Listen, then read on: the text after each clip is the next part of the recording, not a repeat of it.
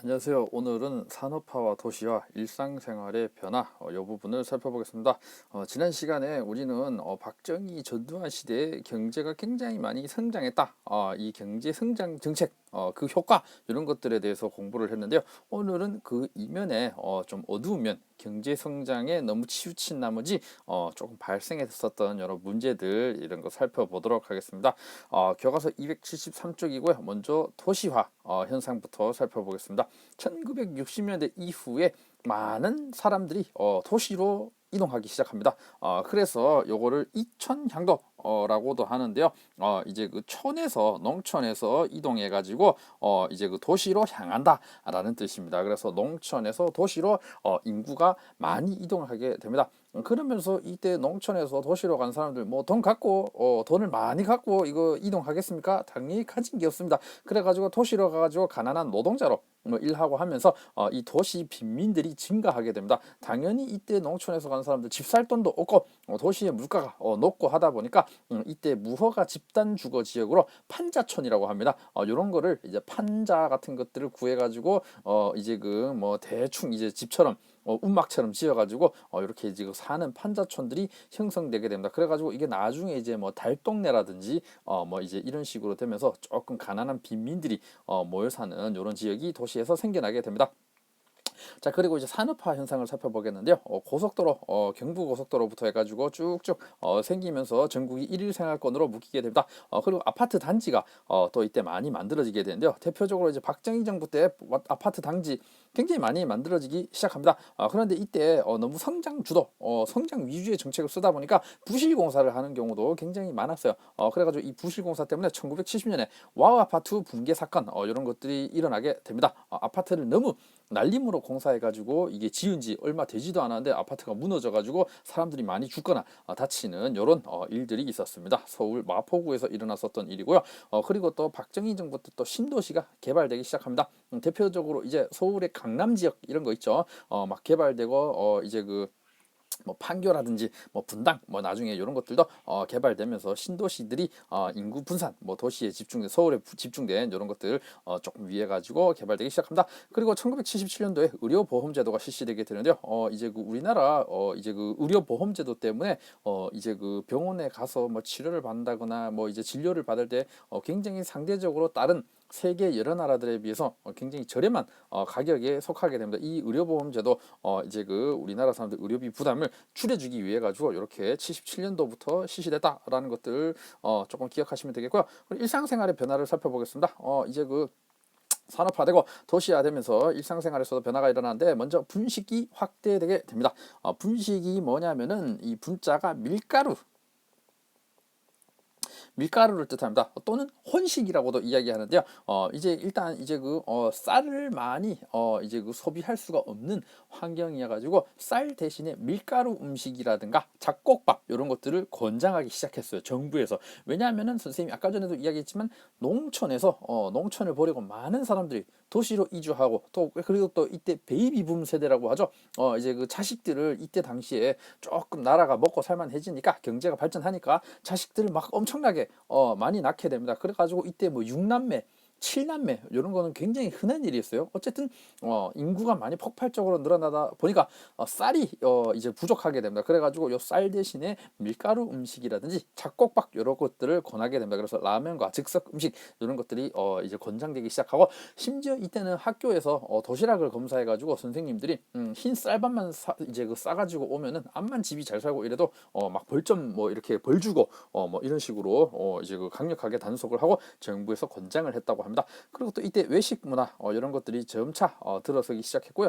핵가족화가 이때부터 진행되기 시작합니다. 그전에 우리나라는 원래 조선시대부터 대대로 이제 그 집안 어른 할아버지랑 막 같이 살면서 이제 그 대가족이 많았어요. 그래가지고 뭐 할아버지부터 손자 막 증손자 뭐 이렇게 해가지고 대가족이 많이 살았는데 이때부터는 아빠 엄마 그다음에 자식 해가지고 핵가족 작은 단위로 이렇게 가족들이 쪼개지는 이런 형식이 많아지게 됩니다.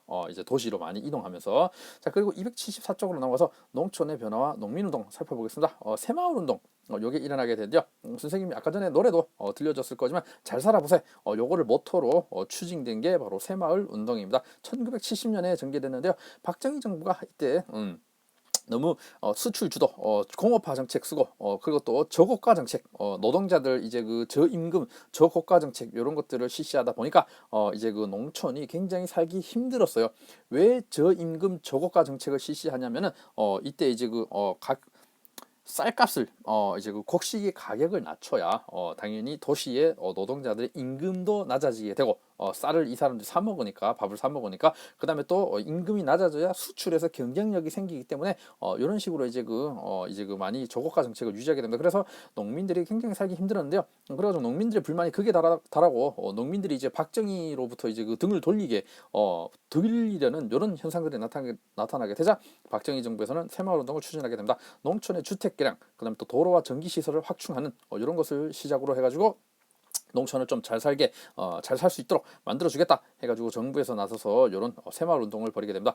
그리고 요거는 추후에 도시와 직장으로까지 확대돼가지고 근면 그다음에 자조 스스로 돕는다 그다음 또 협동 이런 것들을 강조하는 의식 개혁으로까지 이어졌습니다. 우리가 게으르고 나태해서는 안 된다. 새벽에 일찍같이 새벽같이 이제 일찍 일어나가고 이제 그 근면 성실하게 우리가 생활하자 이런 개혁으로 이어져가지고 이제 그 확대되었다고 합니다. 그리고 또 결과를 보시면은 농촌 근대화에 기여하긴 했어요. 농촌에 도로도 깔아주고 전기 시설도 들어오고 해가지고 농촌 근대화에 기여했지만 이때 가난한 농민들의 소득 향상에는 기여하지는 못한 이런 한계점이 있었고 그리고 무엇보다 또 중요한 게 유신체제 확대. 이제 그 유신체제 유지 요거에 이 새마을 운동이 많이 이용되었다.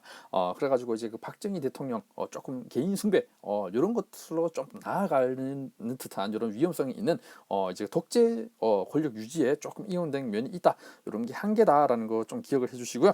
그리고 또 이제 그 농민운동이 일어나게 됩니다. 새마을운동 실시했지만 농민들 상태 조금 나아지지 못해가지고 농민운동이 나타나게 되는데요.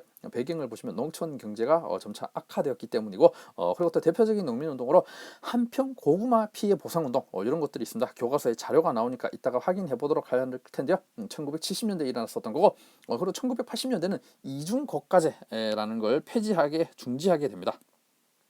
이중고가제가 뭐냐면은 곡식의 가격 쌀 가격을 이중으로 이제 그 유지하는 정책이었어요. 이게 뭔 소리냐면 정부가 있고 농민이 있는데요. 농민인데 쌀을 이제 그 정부가 농민으로부터 비싸게 삽니다. 비싸게 사가지고 요 이제 쌀을 소비자들한테 싸게 파는 요거를 이중고가제라고 합니다. 그래서 정부에서는 비싸게 샀다가 싸게 시장에 내놓는 거를 말하는데요. 이때 농민들 이제 그 쌀값을 너무 싸게 해버리면 농민들 다 망해버리니까 이런 것들을 방지하기 위해서 이제 그 우리나라는 옛날 조선시대부터 농자천하 지대본이라고 하죠.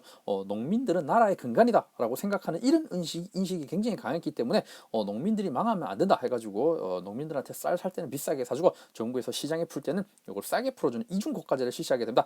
근데 이때 1980년대 이런 것까지 이제 그 폐지 중지하게 되자 농민들 너무 힘들어져요. 그래가지고 농촌 경제 악화 때문에 이제 그 농민운동이 많이 확산된다라는 것들 보시면 되겠고요. 그다음에 또 마지막으로 노동 문제야. 노동운동 보겠습니다. 그렇다고 농촌만 힘들었느냐? 아닙니다. 도시의 노동자들도 굉장히 힘들었는데요. 배경을 보시면 1960년대, 70년대 수출 주도의 경제 정책 때문에 수출 가격을 낮게 유지해야 우리 한국산 제품들이 경쟁력이 있었기 때문에 저임금 정책을 계속하게 됩니다. 그래서 노동자들 돈을 이제 많이 받지 못하고 정말 진짜 인간다운 대우 받지 못하면서 정말 하루에도 과한 노동에 시달리게 됩니다. 그래서 이런 것들이 나타나게 되는데요. 내용을 보시면 1970년에 전태일 분신 사건이 있습니다. 1970년에 이제 그 전태일 여사는 대구에서 이제 평화시장에서 이제 그 재단사로 일하면서 이때 이제 그 소년공들이나 소녀공들 이제 그 학교에도 막 제대로 못 다니고 이때 어린 나이에 일찍 취업해가지고 공장에서 막 일하는 사람들 굉장히 많았어요. 그래가지고 이런 사람들 막 가발 공장, 신발 공장 이런 데서 막 엄청나게 고된 노동에 시달리고 하는 것을 보면서 아니 우리 대한민국에는 근로기준법이라는 게 있는데 이거를 왜 안 지키냐? 쉬는 시간 보장해달라. 우리 굉장히 어린 소년공들 인간답게 대우해달라 라고 했는데 대통령한테 편지를 썼는데도 이게 말이 통하지 않으니까 결국에는 자기 몸에 이제 불을 질러가지고 분신자살 하면서 근로기준법 근로 이제 그 기준법을 준수해 주세요 라고 하면서 이제 노동자들의 인권 노동권 이런 거 관련해서 굉장히 중요한 사건이었습니다. 그리고 또 지난번에 배웠지만 YH 무역 사건이 있었죠. 요때 이제 그 요공들이 신민당 당사에서 농성 운동을 하면서 노동 운동이 민주화 운동의 성격을 띠기도 했다라는 것들 보시고 1980년대 노동 운동은 크게 활성화 돼가지고 사무직 노동자들에게까지 확대됐다라는 것들도 좀 보시면 되겠습니다. 그래가지고 뭐 병원에서 일하시는 분 사무직이라는 거는 뭐 사무실에 앉아서 일하는 이런 사람들을 말하는 거죠.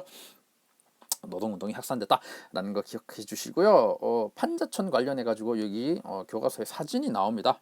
여기 1970년대 서울의 판자촌 이런 것들 달동네라고 불리면서 좀 빈민촌이 이촌향도 현상 때문에 형성됐다라는 거 보시고 그리고 와우 아파트 붕괴 사건 1970년에 부실공사 때문에 일어난 사건이다라는 것도 한 번씩 사진으로 보시면 되겠습니다.